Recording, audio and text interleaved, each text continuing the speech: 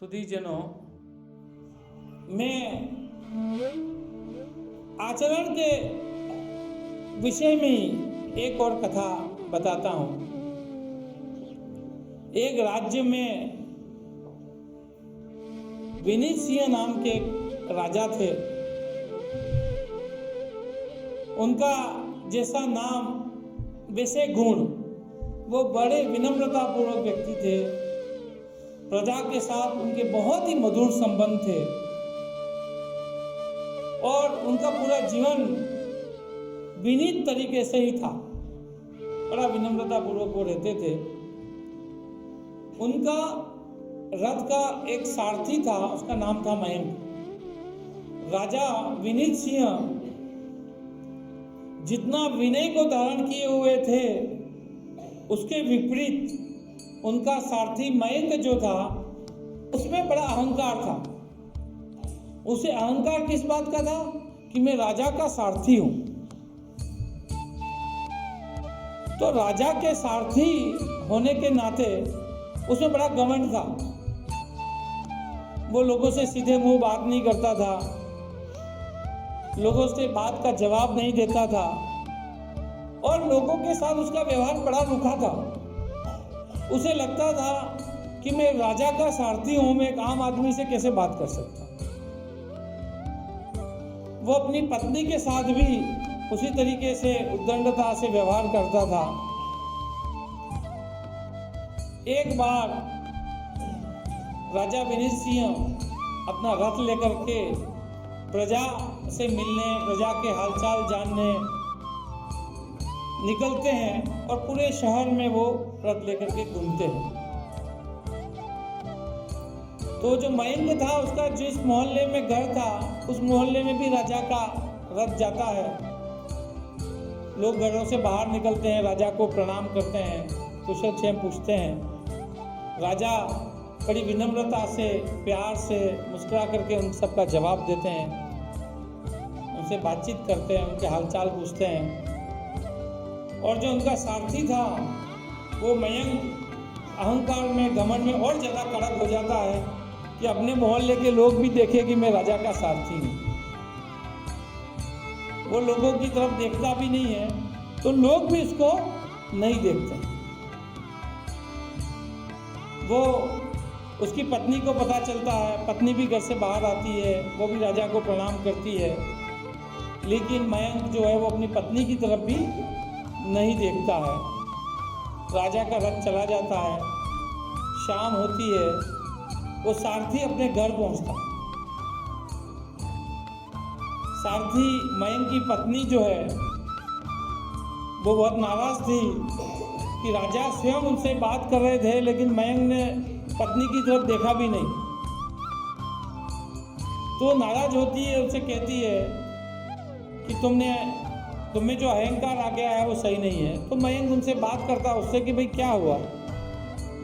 तो पत्नी कहती है कि तुम्हारे अहंकार वश पूरा मोहल्ला और ये जो शहर है वो तुम्हें पसंद नहीं करता। राजा जितने गुणी और विनम्र और विनयशाली हैं, उनके विपरीत हो तुम। तो वो पत्नी खड़ी खड़ी सुनाती है, उसकी बातों का असर होता है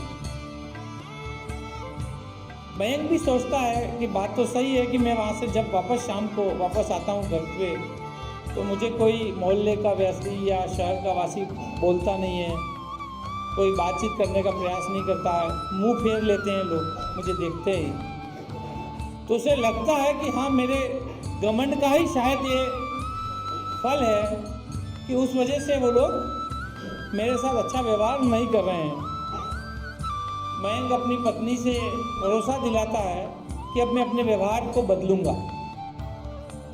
धीरे धीरे वो अपने व्यवहार को बदलता है, आते जाते लोगों से मिलता है, बातचीत करता है, राजा के संबंधित बातें बताता है, परिवार के संबंधित बात करता है और वो उनसे एक नॉर्मल तरीके से बात करने लगता है। धीरे धीरे लोग उसके साथ जुड़ते हैं, लोगों का व्यवहार भी उसके साथ अच्छा होने लगता है। तो मयंक को और ज़्यादा अच्छा लगता है।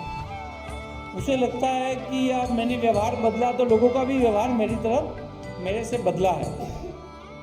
तो अपने आप को पूरी तरीके से बदल देता है और वो राजा के गुणों पर ही चला जाता है और वो पूरी तरीके से विनम्र विनीत बन जाता है और उसका व्यवहार अच्छा हो जाता है। जब उसका व्यवहार अच्छा हो जाता है तो राजा बड़े प्रसन्न होते हैं।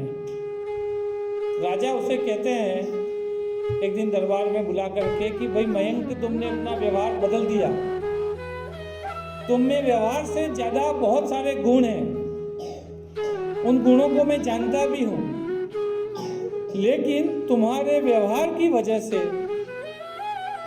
मैं राज दरबार में मैं तुम्हें कोई काम देना चाहता था, वो नहीं दे पा रहा था, लेकिन तुमने अपना व्यवहार बदला और आज व्यवहार से प्रजा और शहर में लोगों में खुशी है।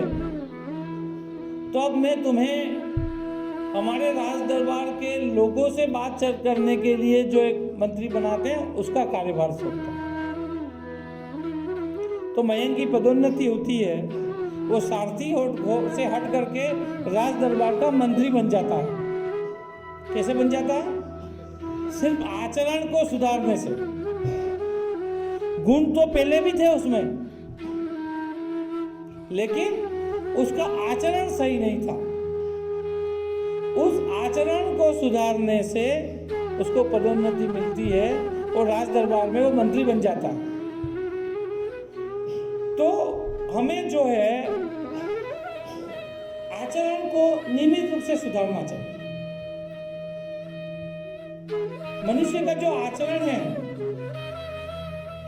वो कंप्यूटर के प्रोग्रामिंग की तरह नहीं है जो फिक्स हो, जो पहले से निर्धारित हो, ऐसे ऐसे करना है, ऐसे ऐसे रहना है, ऐसे ऐसे खाना है, ऐसे ऐसे व्यवहार करना है, ऐसा प्रोग्रामिंग किया हुआ नहीं है। हमारा जो व्यवहार है, हमारा जो आचरण है, वो समय काल और परिस्थिति के अनुसार होता है।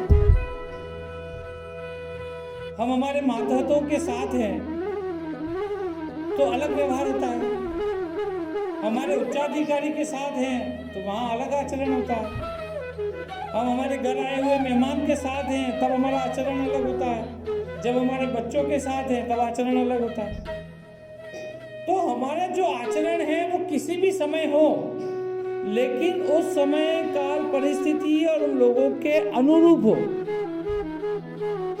शुद्ध हो, सहयोगी हो, सदाचारी हो, ईमानदारी और सच्चाई लिए हुए हो।